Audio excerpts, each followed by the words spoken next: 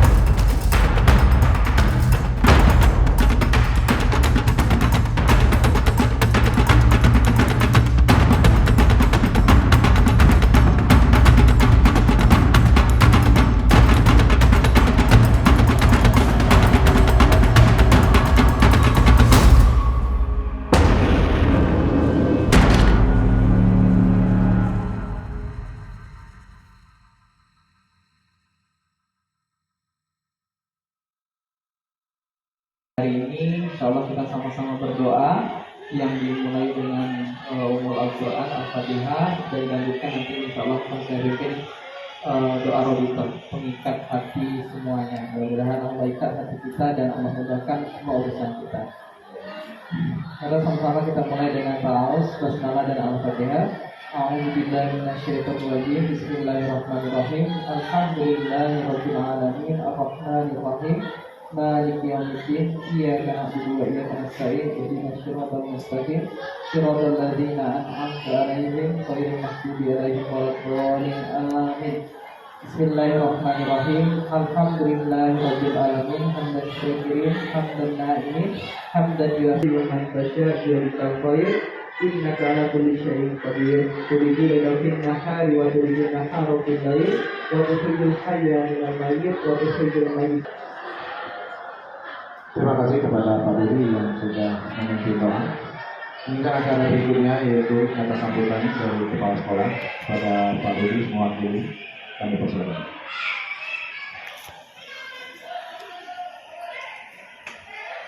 Bismillahirrahmanirrahim. Assalamualaikum warahmatullahi wabarakatuh. Innal hamdalillah nahmaduhu wa nasta'inuhu wa nastaghfiruhu wa na'udzu billahi min shururi anfusina wa min sayyiati a'malina. Man yahdihillahu fala mudilla lahu wa man yudlil fala hadiya lahu. Asyhadu an la ilaha illallah wahdahu la syarika lah wa asyhadu anna Muhammadan abduhu wa rasuluhu la nabiyya ba'dah.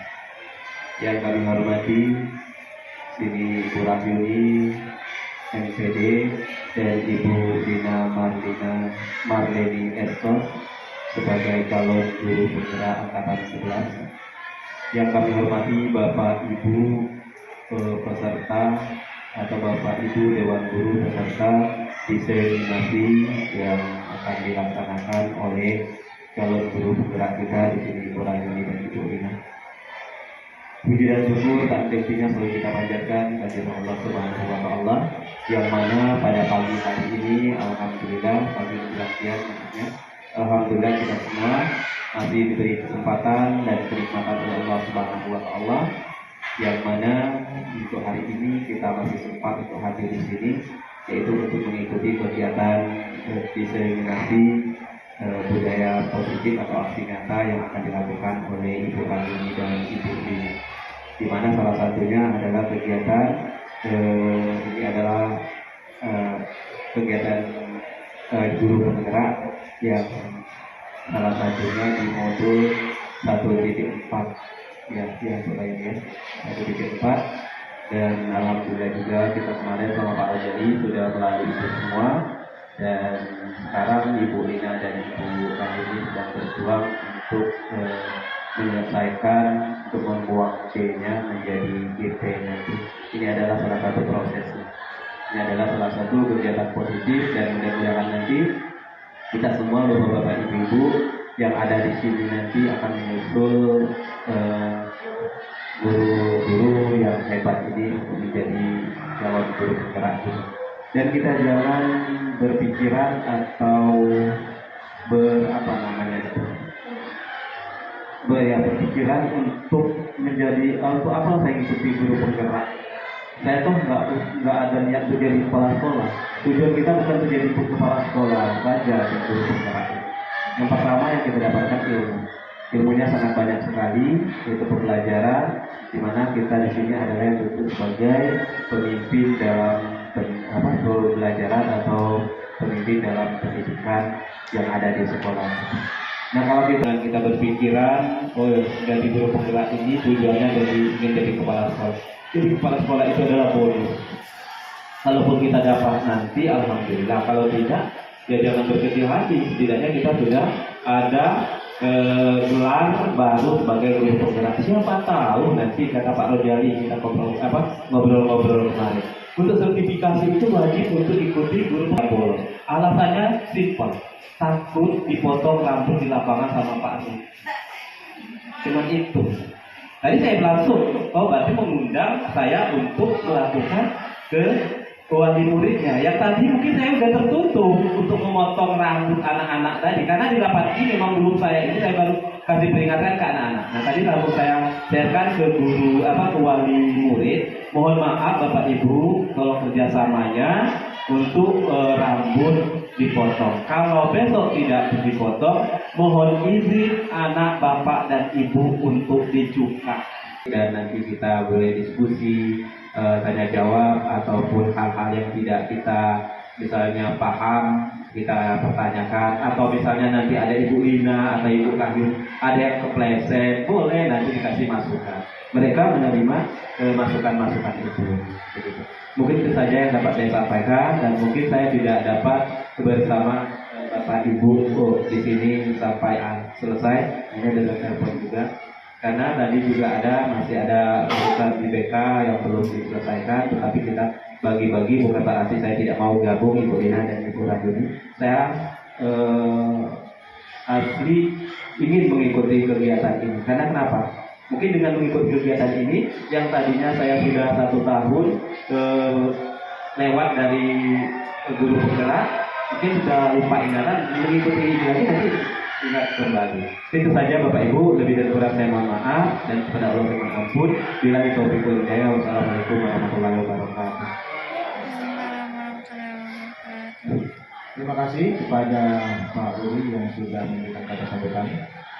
Berikutnya yaitu acara kegiatan inti kita, yaitu diseminasi aksi nyata modul 1-4 mengenai budaya positif. Nanti mic akan saya serahkan kepada pemateri atau narasumber Ibu Rahimi dan Ibu Ina Marleni untuk mengatur waktunya. Silakan. Nanti teknisnya bagaimana kami juga persilakan kepada kedua pemateri untuk mengaturnya. Kepada Ibu Rahimi dan Ibu Ina Marleni, sama-sama kita beri dulu untuk pemaparan mereka yang nanti akan kita lagi sampaikan. Pada Bu Rahimi. Yang memang diharapkan kami bisa memberikan menularkan ilmu kepada kawan-kawan rekan sejawat di sekolah masing-masing ya.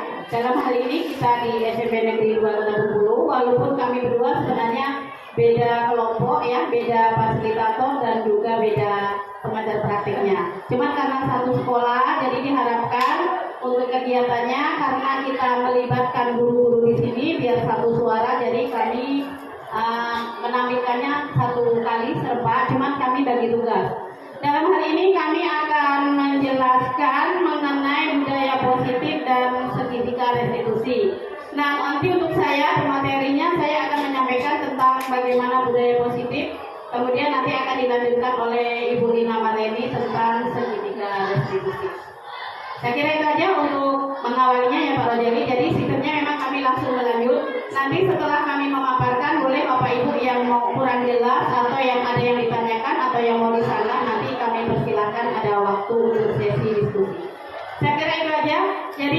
saja saya mulai di sini. Ya, jadi ini karena ini ya, sudah dipindah ke PPT, jadi nggak bisa lagi diedit. Adanya di sini, cuma ini nggak bisa langsung ke layar ya. Jadi langsung saja. Jadi yang saya akan paparkan di sini aksi nyata yang pertama mengenai budaya positif. Silakan Bu Lina, apa itu?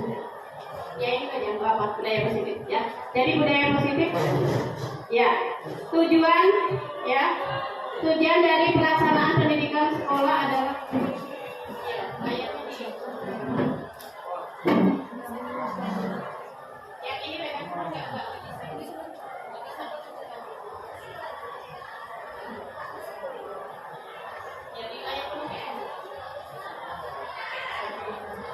cuman itu karena saya tampilkan cover di atasnya sehingga tulisan budaya positifnya itu nggak bisa lagi diedit karena itu di PPT ya. Jadi ya, nah ya. Jadi tujuan dari pelaksanaan pendidikan di sekolah adalah membentuk anak menjadi generasi yang berpendidikan, cerdas dan berkarakter. Oleh karena itu agar hal itu bisa terwujud, maka dilaksanakan kegiatan pembelajaran di sekolah dan proses pembiasaan yang baik. Nah, proses pembiasaan itu disebut dengan budaya. Agar terbentuk muridnya berkarakter baik dan unggul, maka sekolah harus membangun budaya positif di lingkungan sekolah. Ini jelas ya. Sebenarnya sebelum kurikulum Merdeka pun kita sudah melaksanakan budaya positif. Cuman karena waktu itu hanya tersirat, tidak termaktub di dalam kurikulum. Nah, untuk sekarang, untuk kurikulum Merdeka ini, jadi budaya karakter ini dalam proses memang diutamakan, karena tidak mengutamakan hanya bagaimana anak itu mampu mencapai kompetensi, tetapi yang diutamakan bagaimana proses pembentukan karakter. Nah, ketika karakter nanti sudah terbentuk, diharapkan kompetensi akan mengikuti seperti itu. Jadi untuk kurikulum Merdeka ini memang kita banyak terkejutnya ya Bapak Ibu. Nanti apalagi kalau sudah masuk ke pembelajaran diferensiasi, itu kita lebih sulit lagi, karena kita memberi tugas, kita memberikan materi itu harus berdasarkan bagaimana kemauan anak. Makanya di awal dari kurikulum Merdeka itu kita menghamba kepada anak, jadi tidak boleh sama. Memang tarifnya sama, standarnya, cuma dia caranya beda-beda. Kalau ada yang suka main dengan cara bermain, ada yang suka serius suruh menyendiri itu dalam melaksanakan tugas. Itu nanti kalau di materi diferensiasi. Nah, hari ini kami akan membahas yang budaya positif dulu. Lanjutkan. Oke. Alasan motivasi manusia dalam melakukan sesuatu, yang pertama itu untuk menghindari ketidaknyamanan atau hukuman. Biasanya anak-anak kita memang seperti itu ya. Seperti yang dikatakan Pak Rudi tadi ya, untuk menghindari biar nggak ribut, ternyata dia malah bolos seperti itu. Kemudian untuk mendapatkan imbalan atau penghargaan dari orang lain. Kemudian menjadi orang yang mereka inginkan sesuai dengan nilai-nilai yang diyakini. Nah, ini ada 3 tahap. Tahap alasan motivasi manusia. Jadi ada yang untuk menghindari hukuman seperti yang terjadi dengan anak-anak kita pada hari ini ya. Kemudian ada yang mau melakukan sesuatu kalau mendapatkan imbalan. Tapi ada juga yang sudah meyakini menjadi orang yang mereka inginkan sesuai dengan nilai-nilai yang diyakini. Ini artinya memang sudah punya kesadaran penuh. Jadi sekolah memang benar dia ingin menuntut ilmu, ingin menjadi orang baik. Ini ada pada kategori yang ketiga. Tapi murid kita beragam. Mungkin ada. Saya kira mungkin yang kategori 3 itu mungkin tinggal masih 30% lah ya. Jadi kebanyakan mungkin ya mendapatkan imbalan lalu dia melakukan. Kalau dikasih nanti kasih bonus nilai tinggi, dia akan melakukan seperti itu, masih banyak. Kemudian ada juga yang menghindari tidak kenyamanan atau hukuman tadi. Itu ya. Lanjut begitu. Oke, sekarang konsep disiplin positif dan motivasi. Nah, itu menurut Ki Hajar Dewantara menyatakan bahwa untuk mewujudkan murid yang merdeka, murid harus memiliki disiplin yang kuat yang berasal dari dirinya ataupun berasal dari luar diri. Yang dinyatakan dalam bukunya yaitu Pemikiran, Konsepsi, Keteladanan, Sikap Merdeka, cetakan kelima tahun 2013 halaman 470. Ya, ini karena menyadul ya, jadi saya tampilkan lengkap. Yang berbunyi di mana ada kemerdekaan, disitulah harus ada disiplin yang kuat. Sungguh pun disiplin itu bersifat self disiplin, yaitu kita sendiri yang mewajibkan kita dengan sekeras-kerasnya. Tetapi itu sama saja, sebab jikalau kita tidak cakap melakukan self disiplin, wajiblah penguasa lain mendisiplinkan diri kita. Itu artinya gini ya, sebenarnya anak itu kan dalam hatinya itu mempunyai ya, hati itu kan sebenarnya bersih, cuman karena pengaruh lingkungan dia kadang-kadang berubah. Tergantung, kalau dia bisa kuat dengan dirinya sendiri dia akan menjadi orang baik, tapi kalau dia pengaruh lingkungan lebih kuat dia akan menjadi orang yang lebih baik. Nah, dalam hal ini menurut Ki Hajar Dewantara, kita sebagai guru itulah yang mengarahkan seperti itu. Jadi memang sebenarnya hati anak-anak itu nurani baik semua, cuman karena faktor lingkungan, ikut-ikutan, ya ingin nampak viral dan sebagainya sehingga menjadi beragam macam-macam. Nah, itulah tugas kita sebagai guru untuk mewujudkan itu, untuk meluruskan, ya, untuk mengasuh mereka ke arah yang lebih baik. Itu yang dimaksud dengan Ki Hajar Dewantara tadi. Ya, oke. Dari dua pendapat di atas, nah, tadi yang pendapat satu belum kita. Oke, yang di bawah tadi. Nah, ini kalau menurut Diane Gosen dalam bukunya Restructuring School Discipline, seseorang yang memiliki disiplin diri berarti mereka bisa bertanggung jawab terhadap apa yang dilakukannya karena mereka mendasarkan tindakan mereka pada nilai-nilai kebajikan universal. Ya, dari dua pendapat di atas dapat disimpulkan bahwa murid yang memiliki disiplin positif akan memiliki motivasi internal yang tinggi dalam menguasai diri untuk melakukan tindakan yang sesuai dengan nilai-nilai kebajikan universal. Sebagai pendidik, tugasnya adalah membimbing siswa untuk memiliki disiplin diri yang berasal dari dirinya sendiri. Jadi itu tadi ya yang sudah saya singgung di awal. Jadi kita sebagai guru akan mengarahkan mereka yang tadinya mengikut kelas pengaruh lingkungan atau tugas guru kita akan membimbing siswa untuk memiliki disiplin sendiri yang dari kesadaran dari jiwa diri sendiri, bukan karena adanya takut dihukum, adanya dapat hadiah yang seperti yang di awal tadi ya. Jadi yang poin yang ketiga itu yang diharapkan.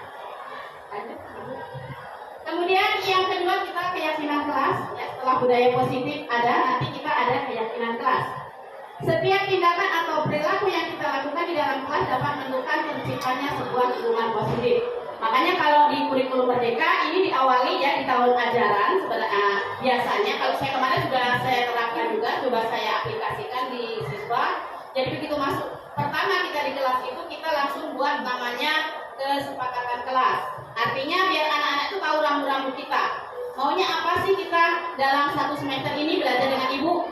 Maunya apa bu selama jam pelajaran nggak boleh ribut. Nah kita sudah buat kesepakatan, bukan aturan. Beda ya kalau selama ini kan kita buat aturan jam pelajaran ibu nanti kamu nggak boleh bolos, itu aturan kita. Nah di kurikulum Merdeka tidak seperti itu. Di kurikulum Merdeka ini karena Merdeka belajar, jadi anak dilibatkan dalam merencanakan pembelajaran, termasuk dalam kesepakatan tadi. Kalau anak keberatan nggak usah kita lakukan, artinya memaksa. Jadi bagaimana dari dirinya sendiri itu keluar inisiatif, ya bu selama jam pelajaran nggak boleh ribut. Kalau izin keluar hanya 5 menit, itu kita sepakati bersama. Kemudian kita tulis, kita jadikan itulah acuan kita dalam pembelajaran sehari-hari. Nah harapannya dengan seperti itu, karena dari jiwa anak-anak itu sendiri akan terakhir, oh iya kesepakatan kita nggak boleh ribut. Ketika itu kita tinggal mendengarkan poin berapa kemarin nak untuk yang nggak boleh ribut, poin 5 bu. Nah kenapa dilanggar seperti itu ya? Itu yang akan nanti yang di kurikulum Merdeka yang mau diinginkan seperti itu. Dan saya baru coba untuk kesepakatan kelas itu ada juga perubahannya dibanding ngajar sebelum waktu ada kesepakatan kelas.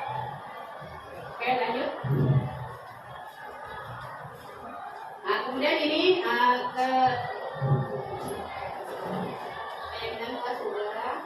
nah, sekarang kita lihat kebutuhan dasar manusia. Jadi manusia ini memiliki kebutuhan dasar ya, ada 5. Itu semuanya memiliki ya. Yang pertama itu untuk bertahan hidup. Ya, jadi tujuan makhluk hidup kalau kami orang IPA ya, menurut Asana, memang semua makhluk hidup itu ingin ada rasa ingin bertahan hidup. Makanya kadang-kadang ular itu kalau kita sebenarnya dia nggak mau matok kita, tetapi karena dia ingin bertahan hidup ketemu kita, dia matok kita. Tujuannya dia ingin melindungi diri. Sebelum orang matok, saya matok duluan itu. Artinya karena makhluk hidup itu ada punya naluri untuk bertahan hidup. Kemudian yang kedua, kasih sayang dan rasa diterima. Itu kebutuhan manusia ya, semuanya. Nggak anak, nggak kita orang tua, semuanya ada rasa, punya rasa kasih sayang dan rasa harus diterima. Ya, jadi kalau ada penolakan, kita nggak diterima di masyarakat, kita juga akan merasa bagaimana tersingkirkan. Kemudian penguasaan, ini sifat manusia. ya, ingin menguasai, ingin nampak dominan, itu adalah sifat manusia. Kemudian untuk mendapatkan kesenangan, jelas ya, itu sifat manusia. Kemudian untuk mendapatkan kebebasan, termasuk murid kita ya, makanya di kurikulum mereka ini coba diterapkan.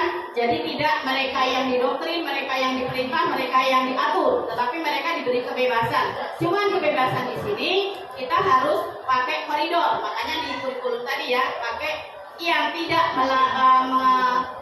yang tidak melewati atau tidak melanggar yang namanya profil Pancasila seperti itu.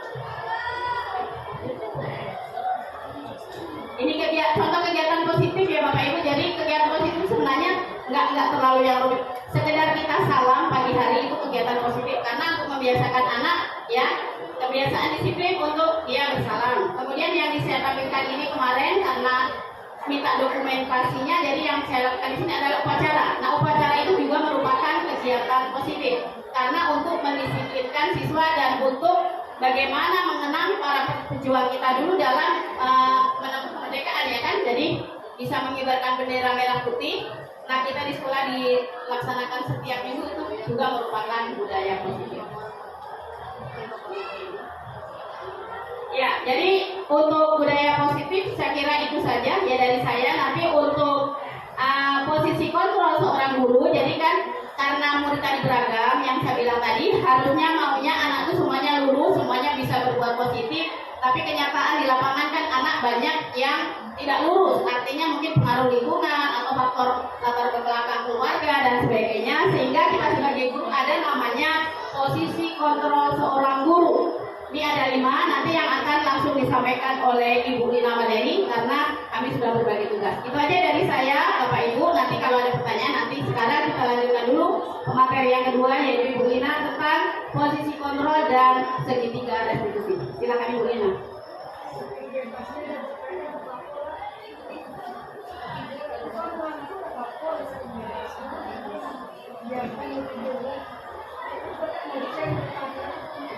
Assalamualaikum warahmatullahi wabarakatuh. Saya akan melanjutkan dari materi sebelumnya. Dan sekarang saya akan melanjutkan materi posisi kontrol seorang guru. Ada 5 posisi kontrol seorang guru. 1. Dengan menghukum. 2. Membuat merasa bersalah. 3. Teman. 4. Pemantau. Dan 5. Manajer. Selanjutnya, posisi pengertian dari posisi kontrol ini merujuk pada berbagai pendekatan yang digunakan oleh mereka dalam mengelola perilaku dan disiplin di kelas. Ada 5 posisi kontrol. 1. Penghukum adalah seorang penghukum bisa menggunakan hukuman fisik maupun verbal. Kalau fisik itu langsung ke menggunakan yang kekerasan, bisa langsung ke tubuhnya. Tapi kalau verbal ini dengan menghina, merendahkan. Salah satunya menghina dan merendahkan. Terus yang kedua, pembuat merasa bersalah. Adalah guru biasanya bersuara lemah lembut. Pembuat rasa bersalah akan menggunakan keinginan yang membuat orang lain merasa tidak nyaman, bersalah atau rendah diri. Nanti ditakutkan akan murid tersebut akan rendah diri dan merasa bersalah terus, walaupun dia tetap mengikuti aturan yang telah ditentukan oleh guru, tetapi dalam hatinya dia merasa rendah dan kemungkinan dia akan menjadi siswa yang menjadi rendah diri karena akan merasa bersalah terus. Ketiga, posisi teman. Teman adalah guru. Pada posisi ini tidak akan menyakiti murid, namun akan tetap berupaya mengontrol murid melalui persuasi. Biasanya ada seorang guru yang di dalam kelas itu yang selalu mengajak anak humor, bercanda. Ada kala anak-anak tersebut menganggap guru itu teman. Apabila guru tidak bisa menempatkan posisinya sebagai teman dengan waktu yang pas, maka nantinya anak-anak merasa bisa suatu saat selalu diharapkan sebagai teman, bukan seorang guru. Seperti ada perkataan membantu bapak yang nak, bapak akan silakan kamu membersihkan kelas. Tapi bapak akan membantu kamu nak, kalau kelas belum sesuai dengan yang diharapkan. Itu berarti posisi guru itu dengan anak-anak itu teman. Seharusnya anak-anak tersebut suatu saat nanti apabila dia bekerja atau melakukan kebersihan itu atau kegiatan yang lain, dia ingin mengandalkan guru tersebut akan selalu membantu dia. Makanya posisi teman ini dianggap belum pas untuk diterapkan sebagai kontrol. Ada di dunia yang keempat. Memantau adalah memantau berarti mengawasi. Pada saat kita mengawasi, kita bertanggung jawab atas perilaku orang lain kita awasi. Posisi pemantau ini berdasarkan peraturan dan konsekuensi. Biasanya kalau pemantau ini, kita akan selalu berusaha mencatat atau mendata anak-anak yang selalu melakukan kesalahan. Nah, setelah kita mencatat, kita mengatakan, anak-anak, perilaku kalian yang sudah melanggar aturan ini akan Bapak catat dan Bapak data terus, sehingga anak-anak merasa memiliki kekhawatiran. Pasti yang saya lakukan ini apabila saya melanggar aturan pasti dicatat, sehingga bukan kesadaran dari hatinya sendiri untuk menghindari peraturan-peraturan yang sudah disepakati atau yang sudah ditentukan oleh seorang guru tersebut. Ya, yang terakhir manajer adalah posisi di mana guru berbuat sesuatu bersama dengan murid, mempersilahkan murid bertanggung jawab perilakunya, mendukung murid agar dapat menemukan solusi atas permasalahannya sendiri. Manajer ini oleh guru manajer ini dianggap posisi yang paling ideal untuk diterapkan dalam melakukan kontrol pada siswa, di mana guru berbuat sesuatu bersama murid, mempersilahkan murid mempertanggungjawabkan perilakunya dan mendukung murid agar dapat menemui solusi atas permasalahannya sendiri. Di mana posisi manajer mengacu pada institusi yang dapat menjadikan guru sebagai manajer baginya sendiri sehingga tercipta identitas positif berhasil pada diri murid. Jadi peranan guru ini, kalau dia sebagai manajer ini berkolaborasi kepada siswa. Apabila siswa melakukan kesalahan, siswa akan diberi kesempatan memberitahu penyebabnya apa. Kemudian guru memberi kesempatan kepada siswa apakah siswa tersebut bisa menyelesaikan, tidak lagi melakukan kesalahan, dan bagaimana caranya agar kesalahan tersebut tidak diulangi lagi. Nanti seorang guru akan memberi masukan dan memberi kesempatan apabila siswa tersebut memberi masukan penyelesaiannya bisa sesuai dengan harapan guru dan peraturan kelas, maka karena guru dan siswa tersebut sama-sama merasa tidak ada rasa saling menyalahkan karena sudah bisa menyelesaikan secara bersama-sama. Nah, dari posisi kontrol nanti akan dihubungkan dengan bagaimana cara menghadapi permasalahan siswa dengan ada namanya restitusi. Restitusi adalah sebuah cara menanamkan disiplin positif pada murid.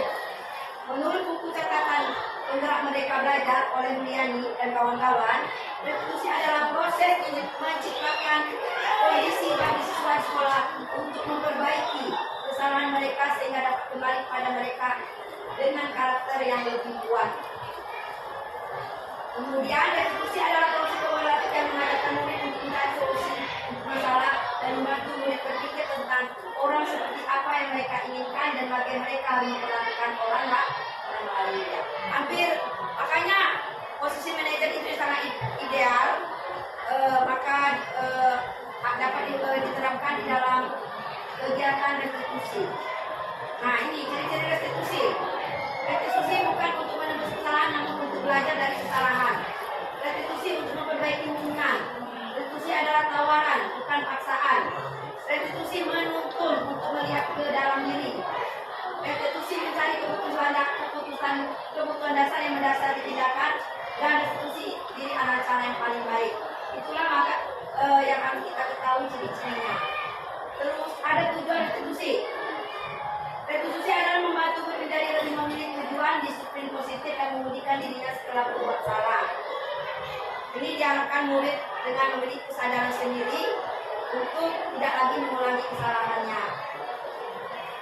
Dengan adanya restitusi tersebut, restitusi menjadi orang yang menghargai nilai-nilai kebaikan yang mereka percaya. Dengan adanya kesadaran diri dalam menyelesaikan masalah tadi, timbulan nilai-nilai di dalamnya tidak akan mengulangi lagi nilai-nilai yang berbuat salah dan melahirkan nilai-nilai kebaikan yang akan sesuai dengan peraturan dan keyakinan kesepakatan bersama di kelas atau di sekolah. Melalui restitusi, ketika murid berbuat salah, guru akan menanggapi dengan cara memutihkan guru untuk membuat evaluasi internal, evaluasi yang di dalam diri sendiri tentang apa yang mereka lakukan untuk memperbaiki kesalahan mereka dan melakukan kembali pada dirinya. Restitusi bukan untuk menebus kesalahan, tapi untuk belajar dari kesalahan.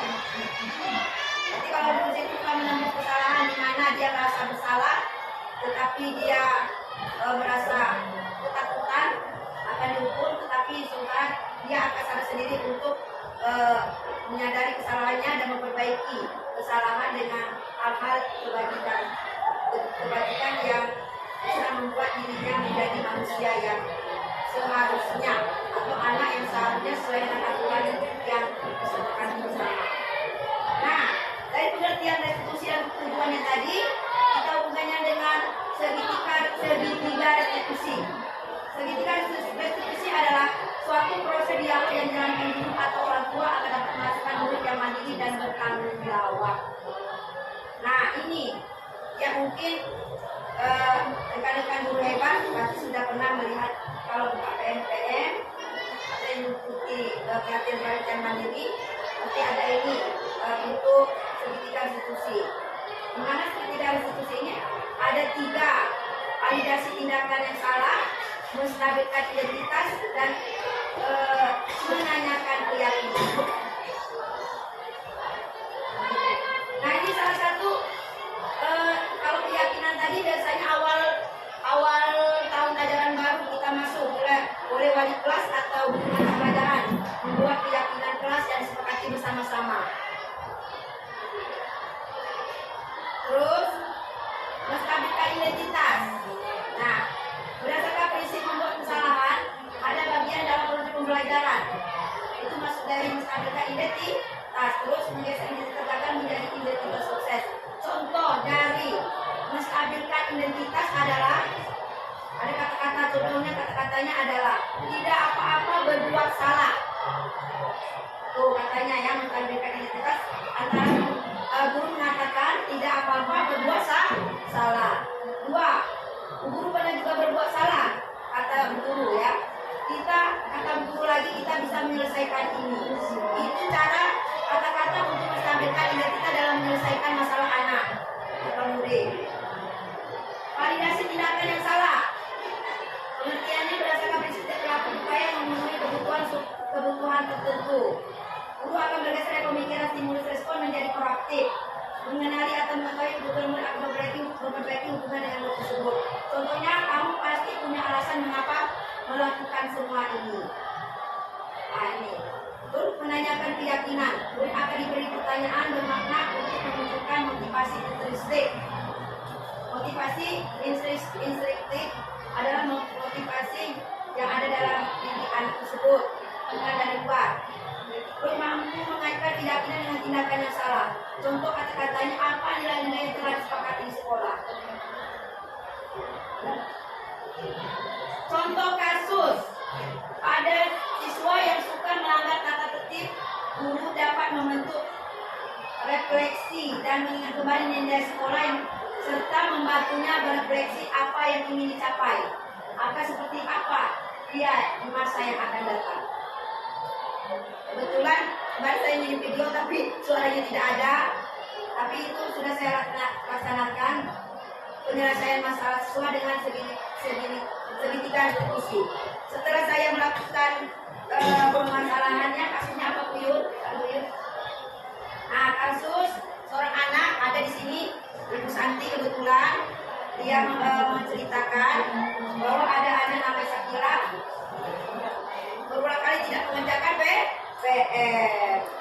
Akhirnya saya panggil Sakila tersebut, sudah 3 kali masalah Bu Santi ya.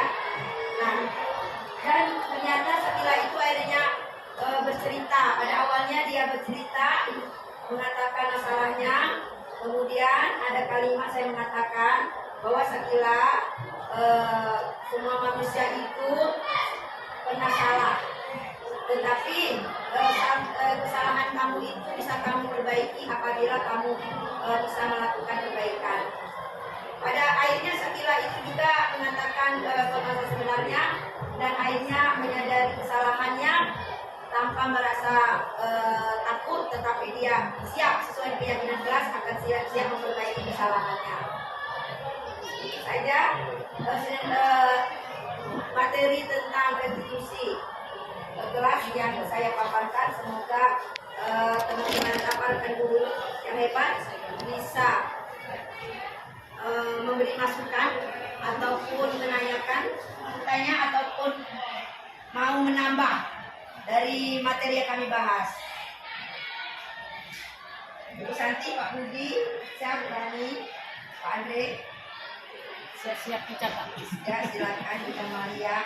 Silakan Bapak Ibu kalau ada yang mau menanggapi atau ada yang bingung dengan yang kami ucapkan, silakan. Ya. Ya, silakan. Baik, Assalamualaikum warahmatullahi wabarakatuh. Waalaikumsalam warahmatullahi wabarakatuh. Ini materinya ada 2, tapi saya tuh mau bertanya ke Ibu Maulini. Sebenarnya kurikulum Merdeka ini dikatakan membingungkan, gimana ya? Ya. Agak miris kan, karena guru tidak boleh berbuat apa-apa. Ya, misalnya siswa nakal, kalau zaman dulu udah berdiri kamu di pojok, nggak usah masuk dulu. Sekarang tidak boleh seperti itu. Tadi kalau masalah dari Pak Kontrol ya, yang pertama memberikan hukuman. Ya kadang-kadang kita guru ini kan kebiasaan yang sudah-sudah, karena masalah dikit kan dikit nggak apa-apa kan? Ya. Terus kalau kita menemukan hal seperti itu, nanti anaknya melapor ke orang tuanya, kasus dan gurunya. Jadi serba salah kan? Nah, yang ingin saya tanyakan, kira-kira hukuman atau sanksi yang enak lah untuk bagaimana? Yang gurunya enak, yang siswanya enak, seperti apa? Apakah kalau udah tidak dapat PR udah 3 kali, kita kasih 2 kali lipat? Boleh nggak seperti itu? Oh, udah 3 kali dapat PR, tidak? Yang 6 PR. Ya. Sebenarnya kita salah satu memberikan efek jerah juga kan seperti itu. Ada kasihan juga. Tapi kalau kita tidak tegas sama siswa, begitulah kan kita akan dihargainya kan. Yang berulang-ulang pun kita kasih tugas kepada siswa, belum tentu dia ambil tugas tepat waktu. Terus kita kasih soal-soal itu belum tentu jawabannya benar semua. Itu ya. Jadi kontrol yang pertama tadi hukuman dan sanksi yang seperti apa? Ngibir salah, suruh keluar salah, ya kan? Gitu aja. Assalamualaikum warahmatullahi wabarakatuh. Waalaikumsalam warahmatullahi wabarakatuh. Ada lagi Merdeka ini ada strategi ya, strategi kontrol diantaranya adalah yang dianggap yang paling baik itu katanya manajer ya. Nah tuh manajer itu maksudnya tadi situ guru berbuat sesuatu bersama murid, mempersilahkan murid mempertanggungjawabkan perilakunya dan mendukung murid agar dapat menemukan solusi atas permasalahannya. Posisi manajer mengatur para restitusi dan identitas termasuk pada diri murid. Nah, memang betul kata Ibu Santi. Kalau anak-anak itu kadang ada yang sudah ditegur 2 kali tidak berubah. Nah, kalau dilihat dari posisi manajer ini, di mana antara guru dan murid tersebut harus mencari permasalahannya dulu. Dipanggil siswa tersebut sudah pasti Ibu Santi setelah merasa kesal, sebaiknya dia sebagai pemimpin, sebagai guru ya di dalam kelas, dia memanggil anak, di mana anak tersebut diajak bicara dan yang hati ke hati. Apa permasalahannya yang terjadi? Itu yang namanya identitas. Mencari identitas ya validasi tindakan yang salah. Nah, mencari kenapa anak selalu melakukan kesalahan. Sudah itu baru setelah mengetahui Ibu Santi memberi kesempatan kepada anak tersebut, kira-kira kamu bisa berubah tidak atau bagaimana caranya kamu? dalam menyelesaikan masalah tersebut, nak. Terus kalau si anak tersebut mengatakan saya bisa menyelesaikan masalah tersebut, solusinya apa yang terbaik? Kamu ingatkan lagi keyakinan kelas yang sudah disepakati bersama di dalam kelas pada waktu awal pembelajaran. Nah, kalau sudah ditemui keyakinannya, anak tersebut baru ingat, maka guru tersebut harus mengatakan berarti kamu melanggar aturan. Nah, kemarin apa kesepakatan kita kalau melanggar aturan yang telah disepakati dari keyakinan kelas tersebut? Nah, apabila guru tersebut mengatakan ya saya bersedia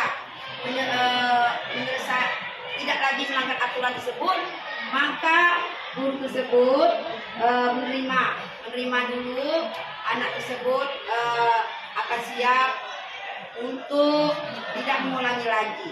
Tapi kata Ibu Santi kemungkinan tadi dia masih sudah melakukan ya Ibu Santi, sudah diingatkan, dipanggil. Pada akhirnya kita harus memanggil orang tuanya. Nah, atau guru BK-nya dulu lah, guru wali kelasnya, kalau guru mata pelajaran wali kelasnya. Kemudian ke guru BK-nya. Kalau tidak juga membuat surat pemanggilan dari guru BK untuk memanggil orang tuanya. Berarti masalah ini harus ada kolaborasi dalam menyelesaikan masalah antara guru mata pelajaran, wali kelas, guru BK dan wali murid. Kalau sudah kita selesaikan lewat guru BK dan wali murid, mudah-mudahan guru merasa aman untuk menghindari hal-hal yang tidak kita inginkan. Karena sekarang sudah ada undang-undang, memang kita kadang-kadang tidak mau terima undang-undang itu membuat anak-anak tersebut sering mengulang-ulang lagi. Tapi yang kita ikutin dulu lah. Yang jelas antara guru dan anak-anak itu akan selamat dan nantinya diharapkan anak-anak menyadari kesalahannya tanpa merasa tertekan atau keterpaksaan. Itu saja Pak Santi. Ibu-ibu yang silakan satu lagi. Hukum itulah. Keluarkan.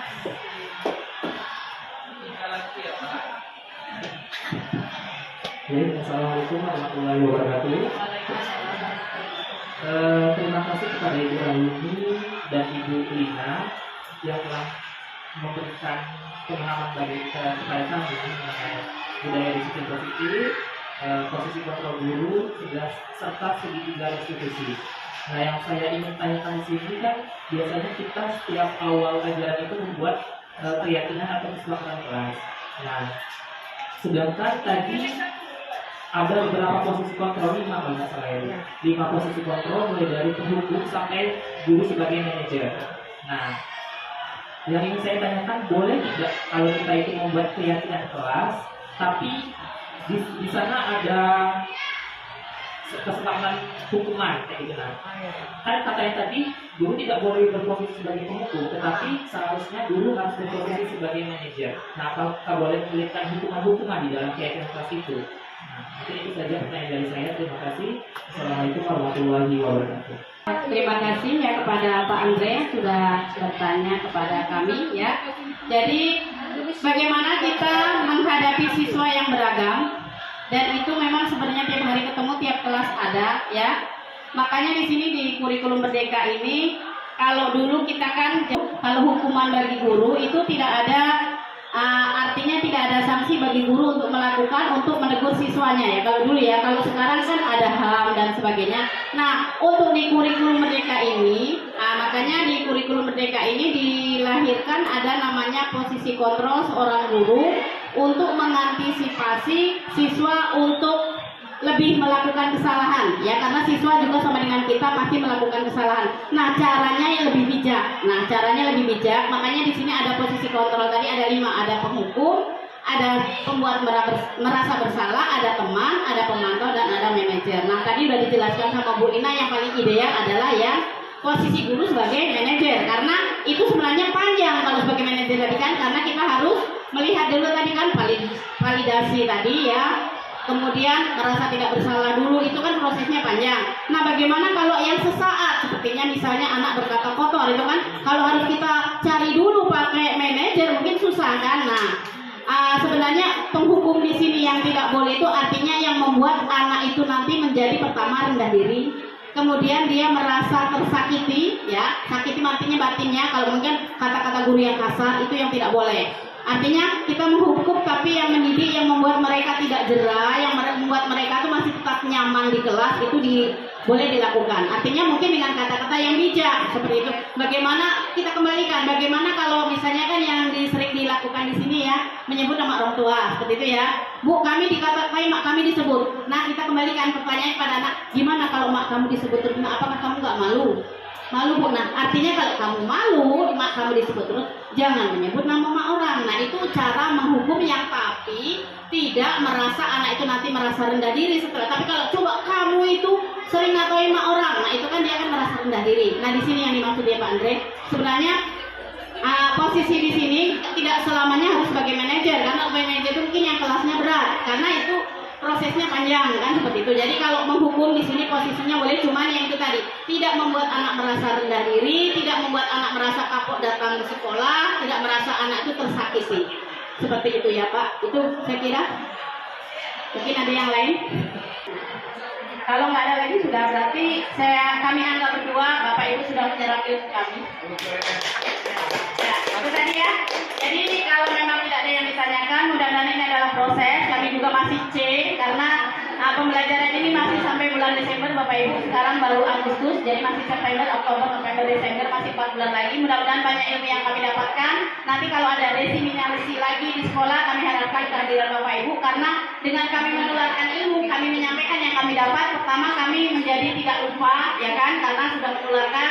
Kedua, ya namanya ini ya, ilmu itu nanti akan berkembang. Bapak Ibu yang tadinya mungkin belum sempat tahu, nanti akan tahu. Dan harapan kami nanti di CGP Angkatan 12 yang untuk perekrutan Angkatan 12, nanti Bapak Ibu silakan mengisi, ikuti ya, karena kata Pak Rudi tadi ya tidak. Sebenarnya kalau sekarang ya Bapak Ibu nggak ada lagi batasan. Kalau dulu kan umur 50 nggak boleh ya, sekarang udah dibuka linknya. Karena orang di Jawa itu yang tua-tua mau ikut semua, guru penggerak terbatas oleh umur. Nah, sekarang sudah dibuka oleh Kemendikbud, umurnya tidak dibatasi. Jadi siapapun sekarang boleh ikut guru penggerak. Karena mungkin bagi orang-orang yang di daerah Jawa mungkin banyak manfaatnya, dan jadi sekarang udah dibuka, nggak ada batasan umur, tua muda, kita semuanya selama masih ada nyawa di badan, itu namanya belajar itu memang tetap harus ya, karena ilmu adalah yang menuntut itu sepanjang hayat seperti itu. Jadi nggak mesti yang muda-muda, Bu Santi juga masih muda kok, seumuran ini. Ini tuh kayak jelaskan dulu sebenarnya apa beda guru penggerak sama guru biasa. Apa guru penggerak itu spesial, istimewa, dan Sebenarnya sama aja, kita ini guru ya. Guru penggerak itu mendapatkan tambahan ilmu yang untuk bagaimana menerapkan kurikulum merdeka. Kalau zaman dulu kita ya, K13, saya sendiri merasa dulu ya, saya jadi instruktur kurikulum 2017. Kalau dulu itu begitu dapat ilmunya, saya jadi instruktur langsung mengimbaskan kepada seluruh guru. Dulu kan ada namanya proyek pengimbasan. Nah, kalau sekarang ini tidak. Jadi proses pengimbasannya secara mandiri yang seperti ini, nanti ada desiminasi, kemudian ada mungkin di komunitas. Nah, sekarang itu pengimbasan ilmunya itu secara mandiri. Jadi kalau bedanya guru penggerak dengan tidak, sebenarnya bedanya ya yang satu udah ikuti guru penggerak, yang satu belum, tapi ilmunya belum tentu.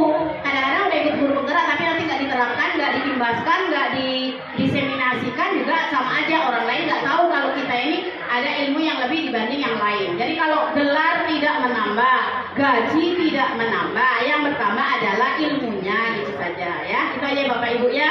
Nah, toh nanti siapa tahu, kita nggak tahu hidup ini. Cuman kalau yang sekarang saya dengar itu kan guru penggerak diciptakan, dibuat itu untuk menjadi calon-calon pemimpin pembelajaran yang sering digaungkan itu. Jadi yang mau jadi kepala sekolah, yang mau jadi pengawas, itu syaratnya harus dari guru penggerak. Tapi tidak mestinya yang jadi guru penggerak harus jadi kepala sekolah. Guru penggeraknya 1000, sekolahnya cuma 500, kan tidak semua tertampung seperti itu. Nanti ada selektif lagi. Nah, cuman syarat utama jadi kepala sekolah dan jadi pengawas sekarang harus melalui guru penggerak.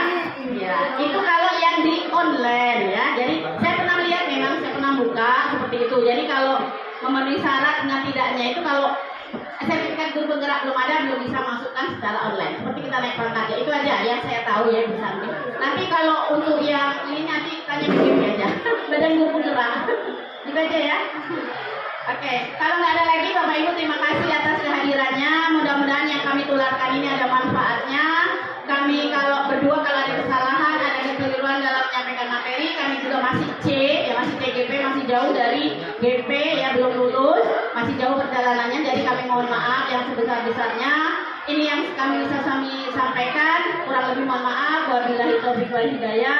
Assalamualaikum warahmatullahi wabarakatuh. Waalaikumsalam warahmatullahi wabarakatuh.